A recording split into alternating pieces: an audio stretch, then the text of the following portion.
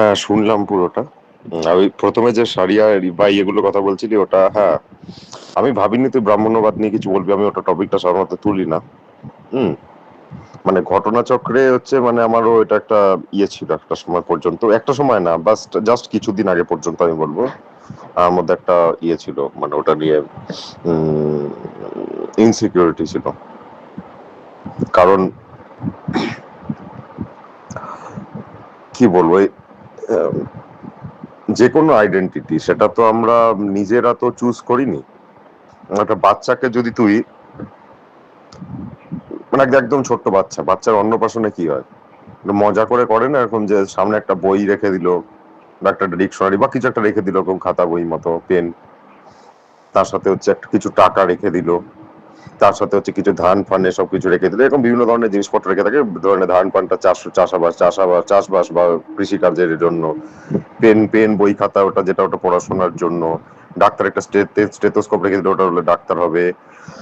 মানে ওই ধরনের জিনিসপত্র যে দিয়ে থাকে, বা হচ্ছে তোর টাকা যেটা রাখলো মানে ব্যবসায়ী হবে বা কিছু, প্রচুর পয়সা করবে, সেইভাবে ই করে। এবার একটা বাচ্চা গিয়ে কোন একটা তোলে, দিয়ে পেন তুলে বলে ওরে বাবা, মানে বিদ্যাসাগর হবে বা এরকম একটা বিরাট ইয়ে হবে, আইনস্টাইন, এরকম একটা ব্যাপার থাকে।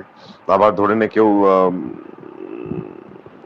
ধানটা তুললো, তখন বললো যে হচ্ছে মানে এগ্রিকালচারের দিকে যাও, ওটা নিয়ে মজা করে দিবে। এই জিনিসটা যে থাকে, মানে অ্যাকচুয়ালি ওটা র্যান্ডাম। যে জিনিসটা বাচ্চাটাকে যদি না ইনফ্লুয়েন্স করে, বাচ্চাটাকে যে জিনিসটা বেশি অ্যাট্রাক্টেড করছে সেই জিনিসটা ধরে নেবে। সেটাও হয়তো কিছুটা প্রেডিক্ট করা যেতে পারে, কারণ বাচ্চাটা যেহেতু ওই অতটা কমপ্লেক্স হয় না, ওদের ডেভেলপমেন্ট স্টেজে থাকে একেবারে। ফলে হচ্ছে বাচ্চাদের একেবারে ছোট্ট বাচ্চাদের ইনফ্যান্ট যেটা রয়েছে সেটার সাইকোলজিটা অতটা ডিফিকাল্ট নয়, বা ওটা বোঝাটা বেশি জরুরি, কারণ ও কমিউনিকেট করতে পারে না বলে। বাট হচ্ছে ওটা মোটামুটি ওটা বলা যেতে পারে এই জিনিসটাই বেশি তুলবে বা কিছু। তাও ওটা হচ্ছে তার পূর্ণ স্বাধীনতা, যে মানে সে কোনটা চুজ করবে এবং তার যেটা পছন্দ হচ্ছে সেটা তুলে নিচ্ছে। এটা তার বাড়ির কোনো বা ইয়ের কোনো জন্মগত কোনো ইনফ্লুয়েন্স নেই। এবার তুই সেম জিনিস যদি করিস ওখানে সামনে, এগুলো তো তাও বিভিন্ন ধরনের নেই, যে জিনিসটা বেশি অ্যাট্রাকটিভ লাগবে সেটা নেবে। তুই সামনে ধরেন একটা কোরআন রেখে দিলি, একটা বাইবেল রেখে দিলি, একটা মানে ইয়ে রেখে দিলি, জেন্দাবেস্তা একটা ত্রিপিটক, এবং একটা আমাদের ভগবত গীতা রাখলি, তোরা রাখলি, এরকম সব পরপর রেখে দিলি। এবার তাকে, বাচ্চাটাকে হামাগুড়ি দিয়ে গিয়ে বললি যে কোনো একটা জিনিস ধরতে, ও যে কোনো একটা তুলতে পারে। মানে ওর ওরকম কোনো ব্যাপার নেই যে হচ্ছে মানে, যদি না তুই অ্যাট্রাকটিভ করার জন্য তুই গীতার বইটা ওপরে একদম মানে গোল্ডেন ফোল্ডেন র্যাপ মেরে দিয়ে বেশি চকচকে করে দিলি, বাকিগুলোকে ইয়ে করে দিলি, সেটা তুই মানে ইনফ্লুয়েন্স করা।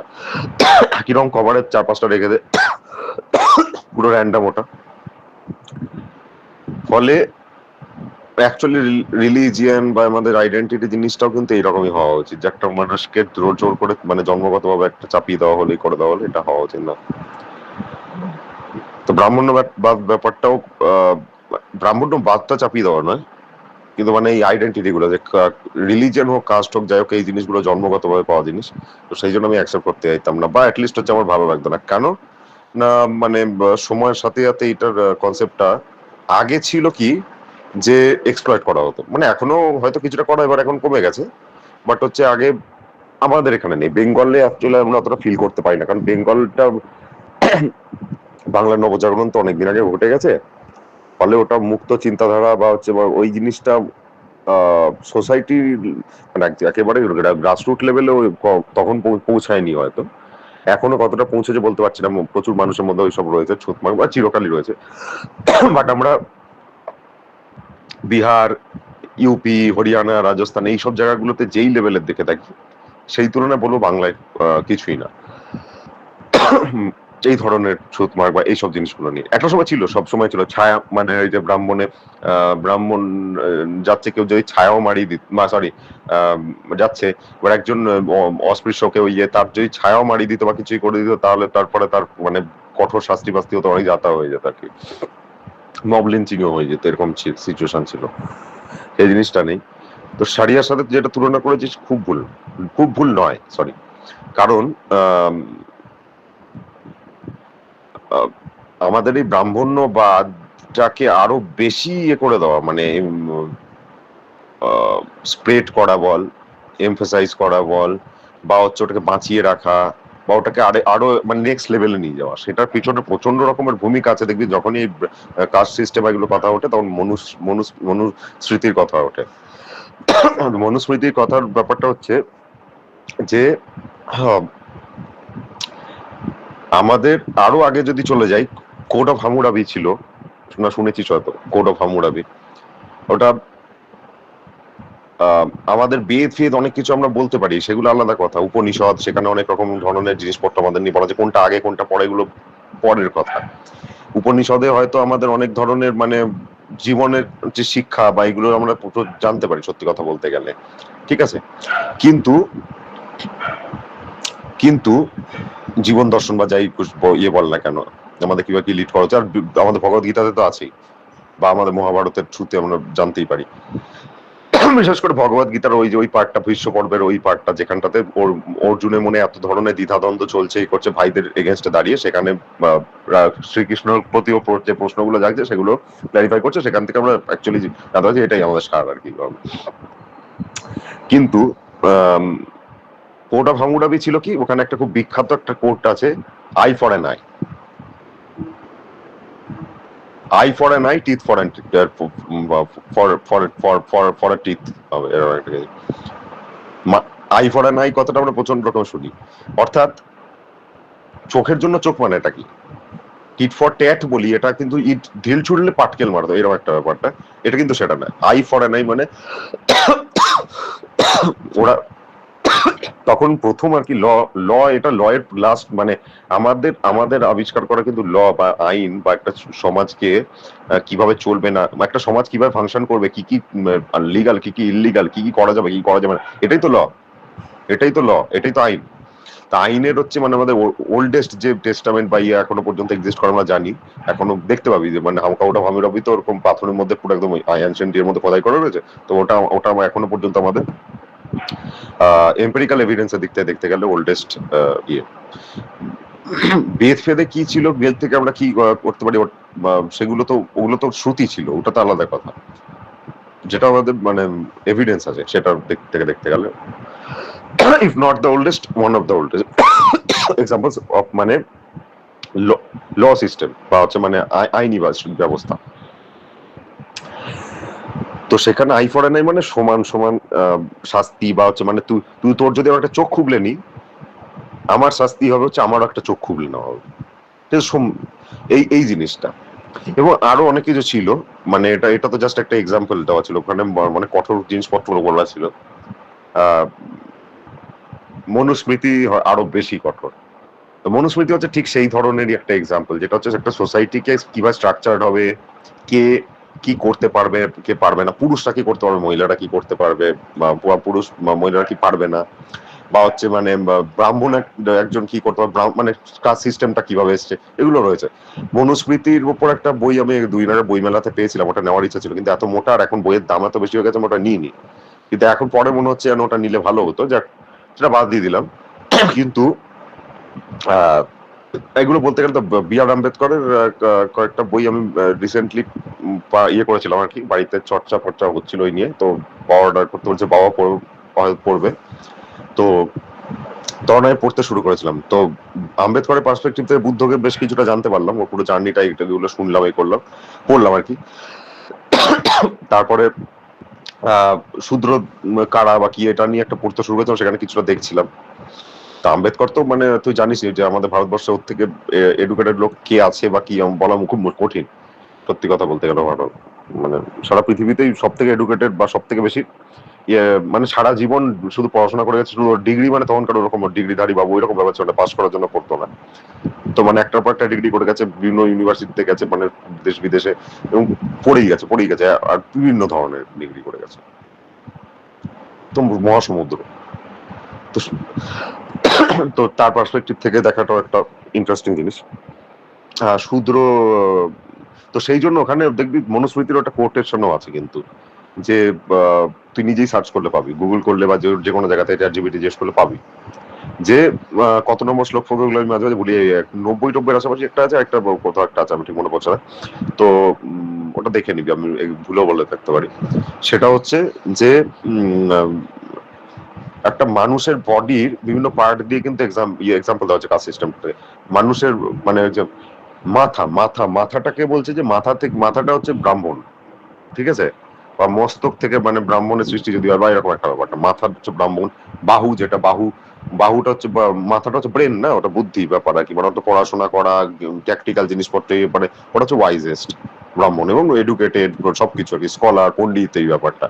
আর যারা যুদ্ধ করতে পারে বীর, সেটা তাদের বাহুবলের ব্যাপার আছে। তো হচ্ছে না, হাতগুলো হচ্ছে ক্ষত্রিয়, থাই হচ্ছে বৈশ্য, এবং হচ্ছে ফিট হচ্ছে মানে পায়ের পাতা হচ্ছে শূদ্র। এই জিনিসটা লেখা আছে। এবং হচ্ছে ওখানে যে একই জিনিসে, ওটা তো কোড অফ কন্ডাক্ট, ফলে একই ক্রাইম বা একই ধরনের অপরাধের অপরাধটাও প্রশ্ন চিহ্নের ব্যাপার আছে।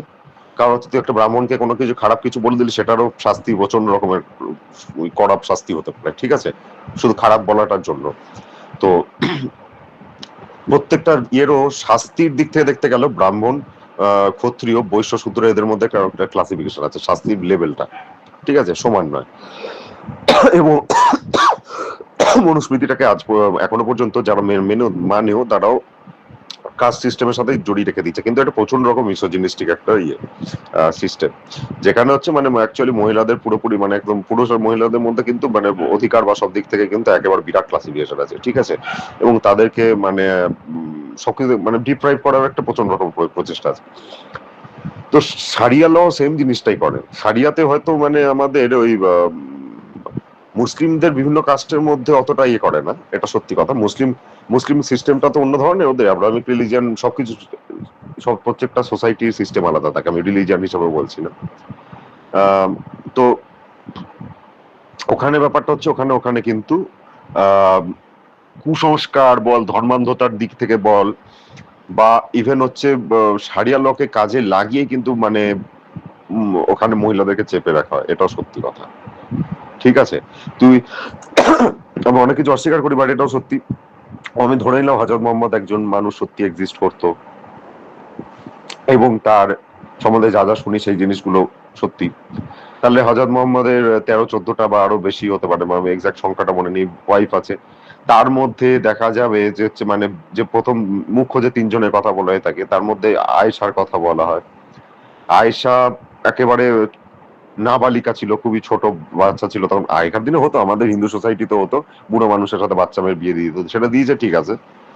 এবার তাকে তো আমরা প্রফিট পারফেক্ট সবকিছু মেনে নিয়েছি না, মানে নবী নবী নবী হাদিস বা ইয়েগুলোতে যেগুলো বলা হয়ে থাকে, হাদিসে কি হয়, কোরআন হাদিসের মধ্যে ডিফারেন্স কি? হাদিস হচ্ছে মানে বেসিক্যালি হচ্ছে সাল্লাল্লাহু আলাইহি ওয়াসাল্লাম বা আমাদের হযরত মুহাম্মদ যে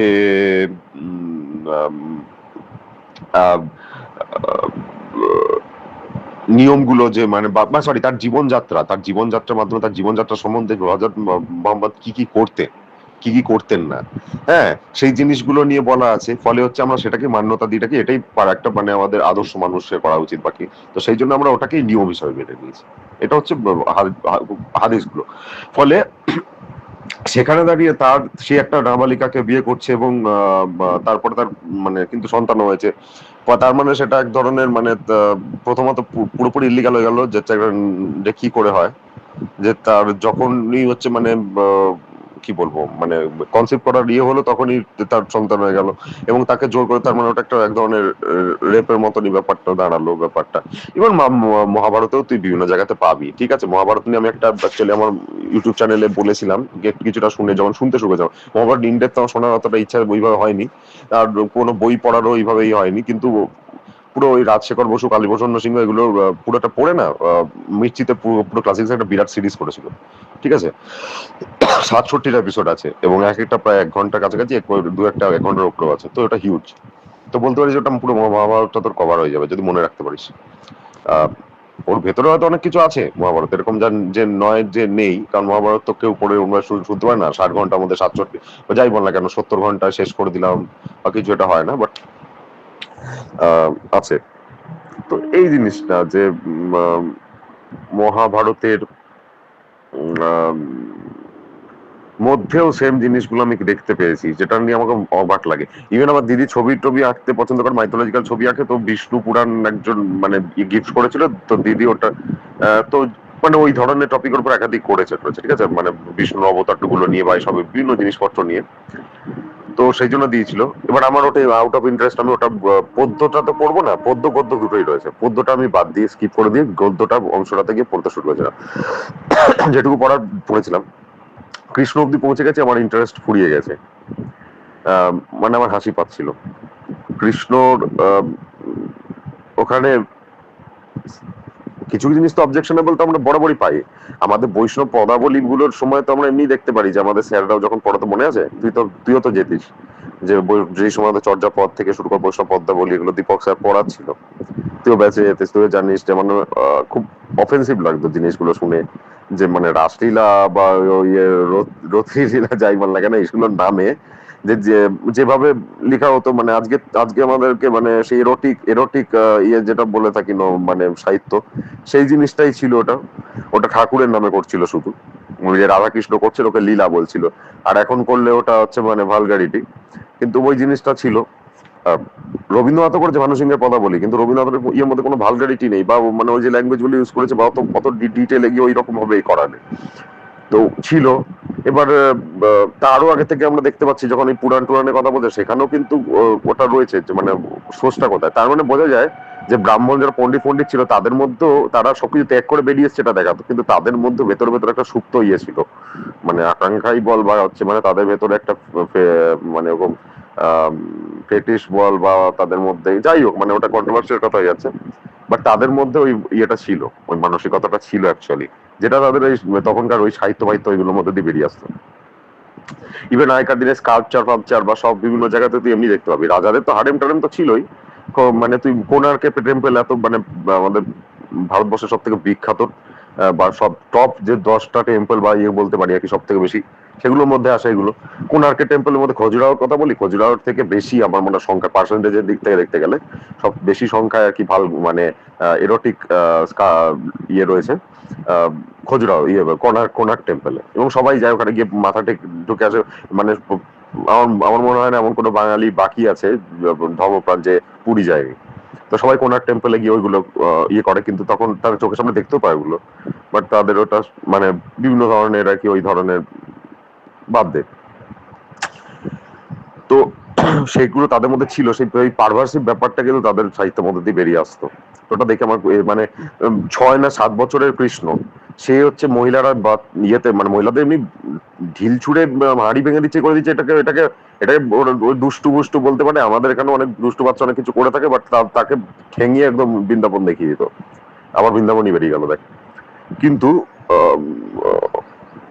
তারা স্নান করতে গেছে, কাপড়গুলো কৃষ্ণ চুরি করে নিয়ে রেখে দিয়েছে এবং গাছের মধ্যে লুকিয়ে রয়েছে, লুকিয়ে লুকিয়ে দেখছে, ঠিক আছে, মানে এবং যাদেরকে দেখছে তারাও মানে কিন্তু খুব বেশি বয়স না, তারাও হচ্ছে বালিকা টাইপেরই অলমোস্ট আর কি, মানে তারা টিনেজার আর কি, বা এরকম টাইপের কিছু একটা, মানে ঠিক এক্সাক্ট ইয়েটা মনে নেই, কিন্তু তারা ইয়াং। এবং কৃষ্ণ 6-7 বছর বয়স থেকে মহিলাদের কাপড় চুরি করে দেখতে শুরু করেছে, এবং ওই ধরনের রিপিট করে ওইসব জিনিসপত্র রয়েছে। কিন্তু আমার কন্ট্যাক্ট লিস্টে যেমন অনেক মেয়ে রয়েছে, তারা একদম মানে ছেলেদের থেকে মেয়েরা বেশি করবো, ছেলেরা তাও শিব ভক্ত মুক্তময় সবাই, মেজরিটি কৃষ্ণকে মানে আইডল ইয়ে ভাবে আর কি। হ্যাঁ, মানে শিবের লিঙ্গে জল ঢালছে, কৃষ্ণের মতো স্বামী চাইছে, এই জিনিসটা সত্যের মধ্যে রয়েছে, ঢুকে গেছে। তো এই জিনিসগুলো আমি দেখেছি, এটা নিয়ে তো মহাভারতের মধ্যে আমি ঘুরে ঘুরে ওইগুলো দেখছিলাম। দ্রৌপদীর 5টা বর সেটা তো ঠিক আছে, সেটা তো এক ধরনের কোনো একটা জাস্টিফাই করে দিয়েছে কোনোভাবে, এবং তাদের প্রত্যেকের আবার আলাদা ইয়ে রয়েছে সেটা বাদ দিলাম। শুরু হচ্ছে ইয়ে থেকে, গঙ্গা এবং শান্তনু। গঙ্গা শান্তনুর ছেলে হচ্ছে দেবব্রত, অর্থাৎ ভীষ্ম হবে যে পরে। দেবব্রতর সাথে বিয়ে হচ্ছে সত্যবতীর। সত্যবতী আবার যখন দেখছে যে দেবব্রত বা ভীষ্ম ওই অখণ্ড প্রতিজ্ঞা নিয়ে রেখে দিয়েছে, যাই হোক বাদ দে, ওটা পরে ইয়ে করছি। তো দেবব্রতর যখন মানে সত্যবতীর যে কাশ্যপ মুনি, কিন্তু আমাদের কাশ্যপ মুনির কথা বলে, কাশ্যপ মুনিও কিন্তু সত্যবতীর সন্তান অ্যাকচুয়ালি, ঠিক আছে। সেটাও কখন হয়েছিল না, একজন মানে ওই মুনিটার নামটা ভুলে গেলাম রে, ঠিক আছে, অনেক কিছু ভুলে যাচ্ছি। পুলস্ত কি না, ভুলে গেছি, সরি, মুনিটার নাম ভুলে গেছি। বিসর্ব নয়, বিসর্ব ইয়ে তো হচ্ছে তোর রাবণ ছেলে, আমি ভুলে গেছি নামটা, ঠিক আছে। তো সমুদ্রে, নদীতে একদম ইয়াং বয়সে তোর সত্যবতী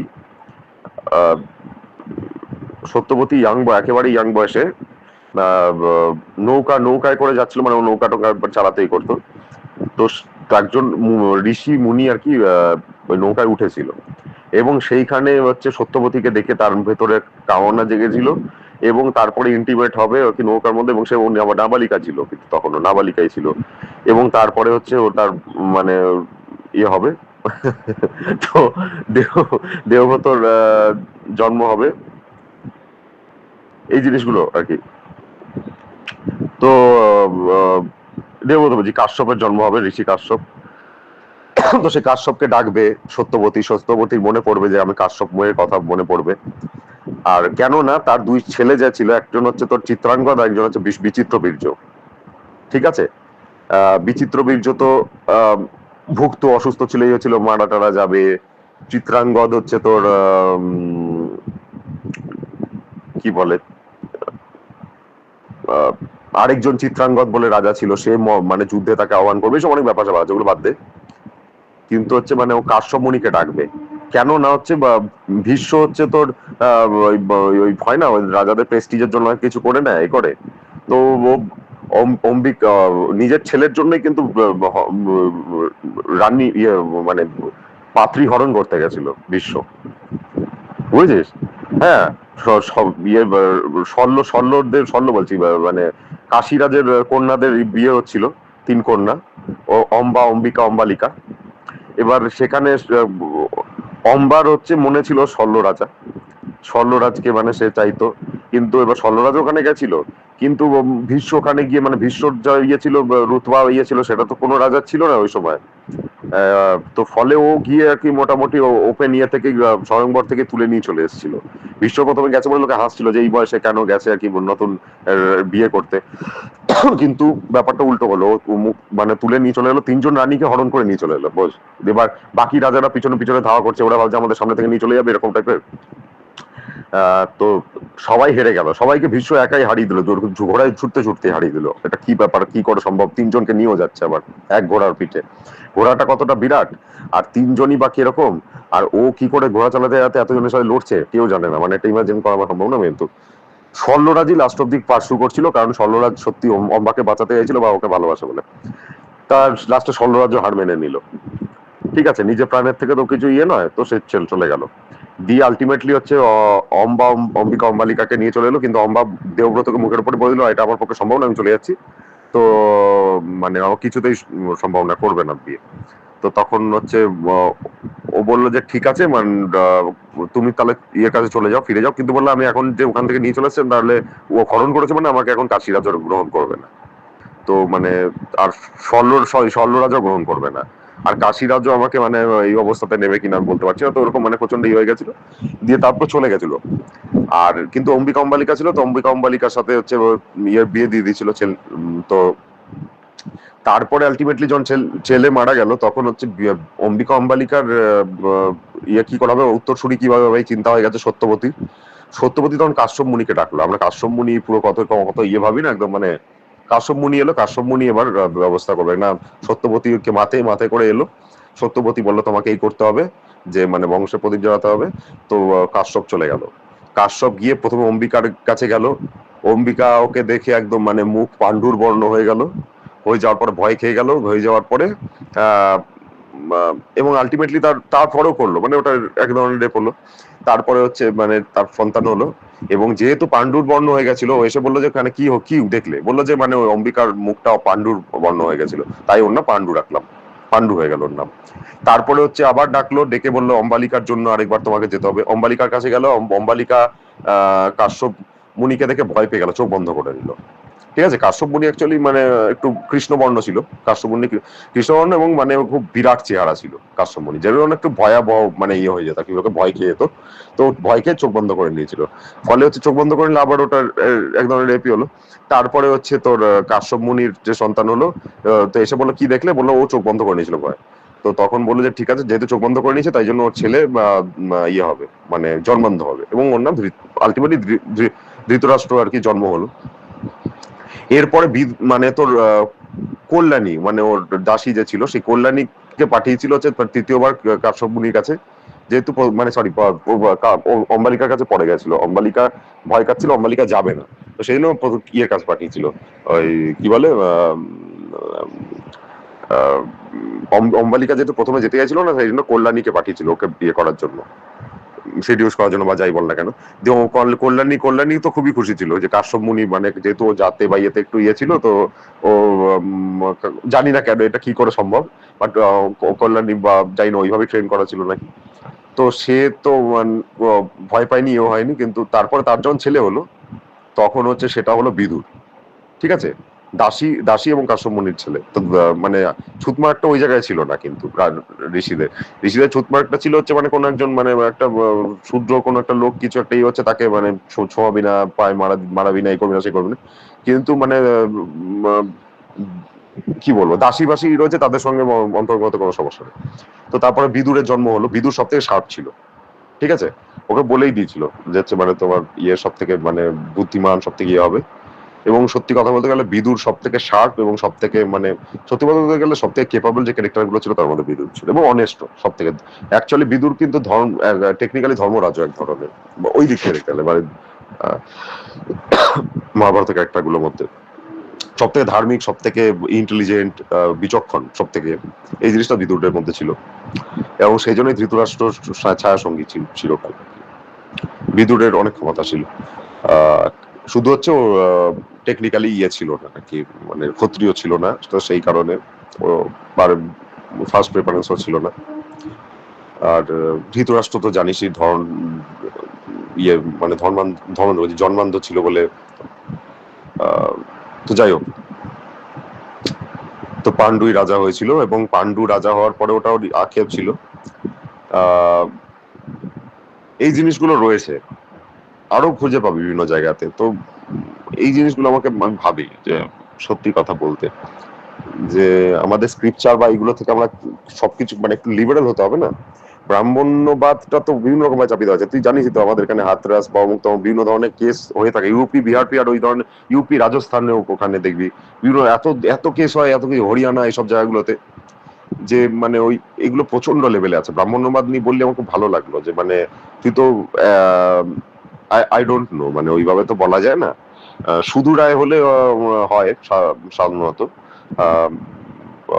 ব্যাকওয়ার্ড ক্লাস মানে ওই একই, মানে আমরা যেটা বলে থাকি আর কি, এসসি বা ইয়ে।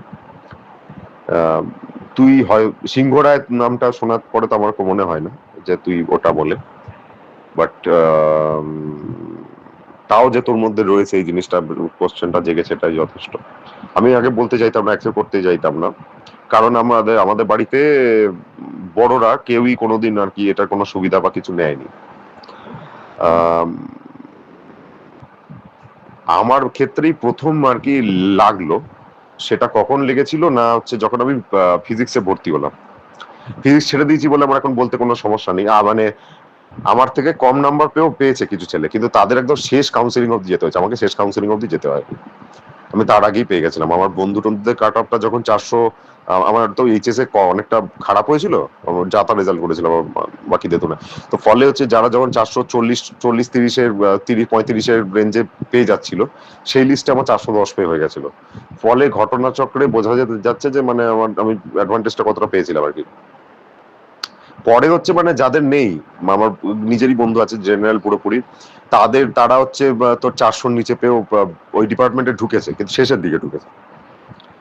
তো এরা সব জানি যে মানে এরকম হয়েছে। তো তারপরে যখন ইঞ্জিনিয়ারিং এ ঢুকলাম, প্রাইভেট ইঞ্জিনিয়ারিং কলেজে ঢুকলাম, তো ন্যাচারালি ওখানে বিশেষ করে কিছু কিছু কলেজে থাকে, ওটার কোনো কাট অফ থাকে না, মানে আমি যেখানে ঢুকেছিলাম ওখানে এসসি এসটি জায়গাটা ফাঁকা রাখা থাকে লিস্টে। ফলে ওটার একটা কমন কাট অফই বেরোয়, তো ওখানে ঢুকেছিলাম। তো ফলে ওই জিনিসটা আপাতত বলতে পারি মুছে গেছে। ওই একবারই লেগেছিল, এবং এবং যখন আমাদের সরু সৌভিক সাধুকা এনটিএসসি ইয়েটা পেতো, সৌভিক সাধুকা আমার থেকে 60 নম্বর কম পেয়েছিল এনটিএসসি তে। হ্যাঁ, তো কিন্তু ও স্কলারশিপ পেতো মাসে, আমি পেতাম না। কারণ আমার বোধহয় ওটা 164 বোধহয় কাট অফ ছিল, 64। আমি বোধহয় 162 পেয়েছিলাম, 62 না 62.5 এরকম একটা কিছু পেয়েছি। তো 1.5-2 নম্বরের জন্য পাইনি ওটা। তো ও পেতো স্কলারশিপ এনটিএসসি তে। তো তখন আমার প্রচন্ড, আমি মনে মনে খিস্তি করতাম, বা খিস্তি না, মানে ওরকম আর কি, প্রচন্ড ইয়ে লাগতো আর কি, যে মানে আমি বিরুদ্ধে ছিলাম, আর এবং আমি নিজেকে মানতেও চাইতাম না ওইটা থেকে, এবং সবাই কোনোদিন বলিও নি আর কি। আলটিমেটলি আমি নিজে দেখলাম যে আমি তখন জানতামও না, হয়তো খুব সম্ভবত আমি জানতেও পেরেছি পরে। কারণ আমার আমাদের কাস্ট সার্টিফিকেটটা বের করা হয়েছে বড় হয়ে অনেকটা পরে, এবং সেটাও যাই হোক, তো মানে এখন তো লাগে না বলে আমার বলতেও কোনো সমস্যা নেই আর কি। প্রচুর বন্ধু আমাকে জেনারেল হিসাবে বহুদিন পর্যন্ত জানতো, কারণ আমি এটা লোকের বি আর আম্বেদকরকে হচ্ছে তোর রিজার্ভেশনের সংবিধান হিসাবে দেখে না। বি আর আম্বেদকরকে একজন এত এত বড় স্কলার হিসাবে দেখে না। হ্যাঁ, সোশ্যাল রিফর্মার হিসাবে দেখে না। বি আর আম্বেদকরকে দেখে হচ্ছে রিজার্ভেশন হিসাবে। হ্যাঁ, বি আর আম্বেদকরকে দেখে হচ্ছে মানে জাস্টিস, যে জাস্টিস এস্টাবলিশ করেছে, একটা ল এস্টাবলিশ করেছে, একটা সিস্টেম এস্টাবলিশ করেছে, তাকে হচ্ছে অ্যাকচুয়ালি ইনজাস্টিস হিসেবে দেখে। হ্যাঁ, মানে সবাই চাকরিতে ইয়ে করে, তো এই জিনিসটা আমার ভালো লাগে না আর কি। যাই হোক, বেশি বলবো না বলে কতটা বকে ফেলেছি ফালতু। মাঝখানে আসলে অনেক কিছু মানে অবান্তর কথা বলে ফেলেছি, যেটার জন্য আরো বেশি লম্বা হয়ে গেছে অডিওটা, অত কিছু বলতে হতো না। তো তুই যেমন যেটা টপিক আছে সেটাতেই স্টিক করে বলে দিচ্ছিস, আমি একটুখানি অন্য কিছু বলে ফেলছি সে কারণে। যাই হোক, এটা একটা ব্যাপার। তো সেই জন্য আমি তোকে ডাচ হিস্ট্রি নিয়ে যেগুলো বললি সেগুলো আমি একটু দেখবো। ইনফ্যাক্ট বই পড়ার তো খুব একটা দরকার পড়ে না, ইউটিউবে বা ইন্টারনেটে এখন সবকিছুই পাওয়া যায়। ইভেন চ্যাট জিপিটি বা পারপ্লেক্সিটি, যে কোনো জায়গাতে তুই সার্চ করবি বহুত কিছু জানতে পারবি। ওটা কোনো, এখন গুগলে ওইভাবে তোকে গিয়ে কোনো কিছু পড়তে হবে না বা এরকম কিছু না। আর ইউটিউবে তো সত্যি ভালো ভিডিও থাকে, হ্যাঁ, বিশেষ করে ইংলিশে। হিন্দিতেও থাকতে পারে, না থাকার কিছু নেই, হিন্দিতেও কিছু কেউ কেউ ভালো বানায়। বাট ইংলিশে তো ডকুমেন্টারি থেকে শুরু করে অনেক ভালো ভালো জিনিসপত্র থাকে। ইন্টারেস্ট থাকলে সত্যি জানা যায়। আমার আলাদা করে ডাচ হিস্ট্রি বা এইসব নিয়ে অতটা ইন্টারেস্ট নেই বলে আমি অত জানি না। বাট ক্রিশ্চিয়ানিটি বা অমুকের টপিকগুলো তুলি, যখন প্রোটেস্ট্যান্ট বা ইয়ে ডিফারেন্স, এগুলো নিয়ে হয়তো আলোচনা করার মতো একটা বিষয়। ইনফ্যাক্ট ইসলাম নিয়ে যেহেতু আমার ইন্টারেস্ট ছিল বলে, ইসলামের যে ইয়েগুলো সেক্টগুলো যেগুলো রয়েছে, অ্যাপার্ট ফ্রম শিয়া সুন্নি, তাদের যে সেক্টগুলো রয়েছে, হানাফি, জাফরি, বা হচ্ছে তো সাইফি আর কি, এরকম সব বিভিন্ন ধরনের ইয়ে রয়েছে আর কি ওদের। দেখবি আমার সব মালিকি, এরকম সব ভাগগুলো রয়েছে।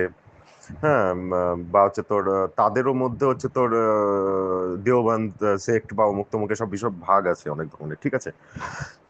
বা কারবালার যে মানে যুদ্ধ, যেটা মানে হাসান হোসেনের কথা যেগুলো বলি, মহরম হয় বা এগুলো, ইনফ্যাক্ট হচ্ছে মানে এরা এরা কেন আলীকে মানছে, এরা কেন আবু বাকারকে ফলো করছে, কে কাকে ফার্স্ট খলিফা মনে করে, এবং তারপর থেকে এই সব জিনিসগুলো, মানে মোহাম্মদ চলে যাওয়ার পরে হিস্ট্রিটাও তো যথেষ্ট রক্তক্ষয়ী, ইভেন টু সেট পর্যন্ত চলে যাওয়া। টু সেটটাও 200 বছর ধরে যে চলেছে, মানে মানে 3 দফায় বা যাই বল না কেন, সেইটার এইগুলো নিয়ে মানে জানা যায়, সেগুলো রয়েছে। তো মিডল ইস্ট নিয়ে বা ওই ওই জায়গাগুলো এতটা উত্তাল যে ওটা নিয়ে আমার বরাবরই ইন্টারেস্ট ছিল।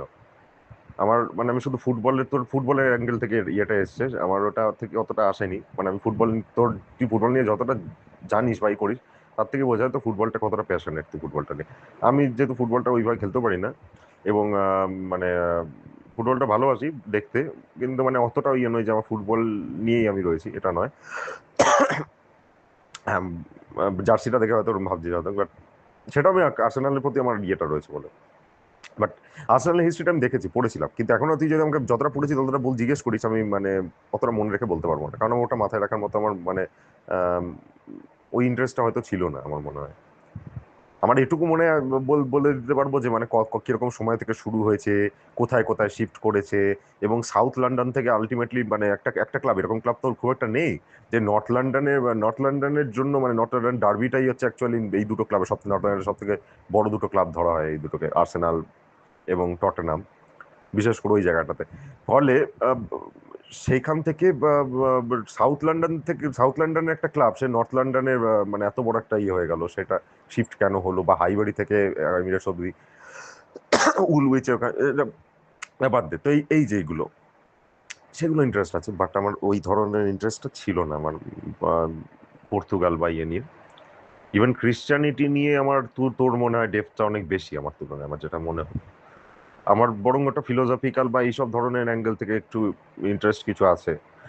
মানে সে গ্যালিলিও কোপারনিকাসের কথাই বল, বা হচ্ছে মানে আমি ওটাকেও একটা সময় পর্যন্ত সায়েন্সটাকে হচ্ছে ন্যাচারাল ফিলোসফি বা এইসব ভাবেই দেখা হতো আর কি। সায়েন্সটাকে আমরা খুব খুব রিসেন্ট হিস্ট্রিতে সায়েন্স হিসাবে দেখতে শুরু করেছি। তুই নিজেও জানিস যে আমাদের কেপলার কোপারনিকাসরা যখন পড়াশোনা করতো তখনও সায়েন্সের মুক্ত চিন্তা ভাবনার কোনো স্কোপ ছিল না। ইভেন আমি জিনের একটা উপরে বই, ওটাও অর্ধেক পড়া, সত্যি কথা বলতে গেলে মানে অর্ধেক, মানে যতক্ষণ পর্যন্ত মানে ওই ডিএনএ ফিএনএ টপিক অব্দি ঢুকেছে ততটা অব্দি পড়া আছে আমার। জেনেটিক ইঞ্জিনিয়ারিং নিয়ে আমি কভার করতে পারিনি। হ্যাঁ মানে, এবং ফিজিক্যাল কপিটা আমি পুরোটা পড়িনি, ফিজিক্যাল কপিটা পরে কিনেছি আমি। এত ভালো লাগছিল যে আমি ওটা কিনবো ভেবেছিলাম, বাট আমি ওটা পিডিএফটা পড়েছিলাম একদম। এবং পড়ে আমি যা যা পড়েছিলাম ইন্টারেস্ট এক্সাইটেড হয়ে গিয়ে বাবাকে আমি বলেও ফেলেছিলাম পুরো যা যা পড়ে ফেললাম পর এগুলো। তো সেই রকম টাইপের যে ইতিহাসটা, সেটা একটা দারুণ জিনিস, ওটা একটা মানে ফ্যাসিনেটিং। কারণ জেনেটিক্সটাও তো এমন একটা জিনিস না, মানে লোকে, আমি বায়োলজি কোনোদিন, আমার মনে হয় এই বইটা বা এই ধরনের জিনিস যদি পড়ে ফেলতাম তাহলে হয়তো আমার বায়োলজি ভালো লেগে যেত কোনো সময়। আমি ফ্যাসিনেটেড ছিলাম এইগুলো নিয়ে, মানে যেহেতু ছোটবেলায় আমার সেই অ্যাস্ট্রোনমি বা এইগুলো নিয়ে খুব ইয়ে ছিল, সেই অ্যাস্ট্রোনমার হবো, এই হবো সেই হবো, এরকম একটা জিনিসপত্র ছিল। প্রথমে অ্যাস্ট্রোনট হবো বলতাম, তারপর যখন বুঝলাম অ্যাস্ট্রোনট যে কেউ হতে পারে না, ওটা খুব সফিস্টিকেট জিনিস, 2-4টে মানুষই হতে পারে পৃথিবীতে।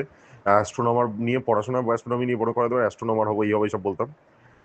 এই করতে করতে মানে ম্যাথামেটিক্স এবং ফিজিক্সে সত্যি মানে আমার আমার যে ফেভারিট স্কুলের টিচার ছিল সেও ফিজিক্সের ছিল, তো এই কারণে হতে পারে। মানে ধীমান স্যার কথা বলছি, তুই তো জানবি। তো এবং ইতিহাসে আমার ইন্টারেস্টের কারণ ডিএম স্যার। তো ধীমান স্যার, সরি, ইতিহাসে ডিএম স্যার, ডিএম স্যারকে তো তুই চিনিসই। তো ওটা একটা কারণ। ডিএম স্যার চলে যাওয়ার পরে হিস্ট্রি ইন্টারেস্ট অতটা চলে গেছিল, কারণ ওটা মাধ্যমিকে নাম্বার পাওয়ার জন্য পড়তে হচ্ছিল। এইটা দিয়ে এই আর কি কি বলবো আর। তো সেই কারণে ওটা নিয়েও পড়তে গিয়ে আমি দেখলাম যে মানে আমাদের অ্যাকচুয়ালি সায়েন্সকে ভেঙে দেওয়া বা ডিসম্যান্টেল করে দেওয়া, ওটাকে পুরো ধাক্কা সব থেকে বড়। সায়েন্স মানে কিন্তু ইয়ে ধর্মকে ডিসম্যান্টেল করে দেওয়া, সায়েন্সকে বলছিলাম। সায়েন্সের ধর্মকে ডিসম্যান্টেল করে দেবে, একদম ভেঙে চুরমার করে দেবে। সেইটার প্রথম জায়গা কিন্তু, মজবুত জায়গা কিন্তু হচ্ছে তোর আমাদের চার্লস ডারউইন, এটা অস্বীকার করার কিছু নেই, বিবর্তনবাদ। কারণ ফিজিক্স টিজিক্স নিয়ে বহুত কিছু আমরা জ্ঞান কবজা ধরে অনেক কিছু বলতে পারি, কিন্তু ডারউইন মানে বিশেষ করে দেখ, আমি ধর্ম মানে আমাদের আমাদের হিন্দু ধর্মের কথা বলবো না, বলছি না, আমাদের আমাদের এটা একদিকে, বা আমাদের ইস্টার্ন যে ফিলোসফি গুলো সেগুলো কথা বলছে, ওটা কিন্তু একেবারে ডিফারেন্ট। ঠিক আছে, বিশেষ করে আমাদের ইস্টার্ন ফিলোসফিটাও আমার অতটা আগে একটা সময় ইয়ে ছিল না, সেটা একটা মানে আমার একটা বন্ধু হয়েছে, সে তার সঙ্গে ডিসকাস করতে গিয়ে দেখলাম আমি ওয়েস্টার্ন কথাবার্তা বলছি, ও আমাকে ইস্টার্ন বলছে, এবং ও আমাকে টানছে ইস্টার্নের দিকে। আমি সাইকোলজিক্যাল কথাবার্তা কিছু বললেও আমাকে নিউরোলজির দিকে টানছে, ফলে বুঝতে পারলাম যে আমার, ওর কমফোর্ট জোনে টানছে, আমি আমার কমফোর্ট জোনে টানার চেষ্টা করছি। ফলে আম, আমি বললাম এবার ইস্টার্নটা নিয়ে একটুখানি দেখতে হবে আর কি। তো সেখান থেকে ইন্টারেস্টটা এসেছিল। তার আগে ছিল মানে আমি ইস্টার্ন বলতে গেলে আমি কিন্তু মানে ডাওইজম বা হচ্ছে তোর জেন ফিলোসফি বা ওরকম কনফুসিয়াস বা এগুলো নিয়ে আমার অতটা ছিল না আর কি, মানে ইন্টারেস্ট ততটা ছিল না। আমি মানে ওই ওয়েস্টার্নের কথা বলছিলাম, মানে আমাদের আমাদের ভেদিক রিলিজনের কথা বলছিলাম, সেটাও আমার ইন্টারেস্টটা দিয়েছে হচ্ছে মানে তুই জানিস মানে আমার খুব খুব আগে থেকে যে আমি জানতাম বিরাট কিছু তা নয়। দিব্যা কীর্তি যে ইয়ে হচ্ছে না আইএস, ওই আমাদের আইএস এর ইয়ের জন্য পড়ায়, যে মানে ইউপিএসসি টিচারটা দিব্যা কীর্তি স্যার, যে দিশা ইয়ে দৃষ্টি পাওয়া আইএস। তো ওই দিব্য কীর্তি বা 12 ফেলেও রয়েছে দেখি স্যারটা, পপুলার আর কি। ওই দিব্যাকীর্তির একটা দুটো ইয়ে শুনেছিলাম আর কি, অনেক আগে, মানে ওটা বেশ কয়েক বছর আগে শুনেছিলাম। শোনার পরে হচ্ছে মানে ওকে অন্তিম সত্য বা এসব নিয়ে বলেছিল, সেখান থেকে ইন্টারেস্ট হতে হতে আমি তারপরে মোটামুটি সেইগুলো নিয়ে উইকিপিডিয়া থেকেই হোক বা বিভিন্ন বই থেকে হোক, এই থেকে হোক, ইউটিউব থেকে হোক, আমি দেখে দেখে একটা মোটামুটি সম্যক একটা ধারণা, সম্যক বলবো না, কি করে ধারণা হবে সম্যক, মানে মোটামুটি ওইগুলোর একটা আইডিয়া আছে, এটা বলতে পারি। তো হ্যাঁ, ওটাই। তারপরে ওয়েস্টার্ন ফিলোসফিতে তো ছিলই মানে একটা ইন্টারেস্ট ছিল, সেটা কতটা জানি বা জানি না বলতে পারছি না। বহু বছর ধরে আমার একটা কার্টে ওয়াটার রাসেলস এর ইয়েটা রয়েছে, যেটা হিস্ট্রি অফ ফিলোসফি, মানে যে বইটা, ওটা পিডিএফটা থেকে খুব ছোট্ট ছোট্ট করে লেখা, ওটা থেকে পড়তে গেলে মাথা খারাপ হয়ে যায় আর কি। মানে তো ওটা বইটার এত দাম ছিল না আগে, এখন দেখতে দেখতে প্রায় 1000-এর উপর চলে গেছে, বা ওর কাছাকাছি বইটার দাম হয়ে গেছে। তো সেই জন্য ওটা আমি কিনিনি। বাট 2 দিন আগে বইমেলা থেকে উল্টোপাল্টা কিনে এলাম, সেটা আমি না করে যদি নিজের একটা মানে পড়তে ইন্টারেস্ট আছে সেরকম বই কয়েকটা কিনে নিতাম, আমার ওটা পয়সা ধ্বংস করে দিয়েছে অ্যাকচুয়ালি। ওটা পড়ে ফেলবো হয়তো বইগুলো, কিন্তু ওটা আমার উচিত হয়নি। আমি ভেবেছিলাম সবাই পড়বো, আমার মাও পড়ছে না এখন বই, আমিও পড়ছি না, ফলে ওটা মানে বইটা ওয়েস্টের মতনই হয়ে গেল আর কি। যাই হোক, কি করা যাবে, তো ওইটা আর কি, সেখান থেকে আমার একটা বিরাট ইন্টারেস্ট এসেছিল। তো এটা একটা কারণ আর কি, সিদ্ধার্থ মুখার্জি ওই বইটা পড়তে গিয়ে। আর আমার যেটা মনে হলো যে আমার এই ইন্টারেস্টটা যদি থাকতো, তাহলে আমি হয়তো বা এরকম একটা কিছু বই পড়ে ফেললে হয়তো আমার বায়োলজির দিকে চলেও যেতে পারতাম। সেটা গেলে আমি ডাক্তারি পারতাম না হয়তো, আমি এটা 100% শিওর, হয়তো না 100% শিওর পারতাম না। সেটা আমার ওই ইয়ের জন্য নয়, যে মানে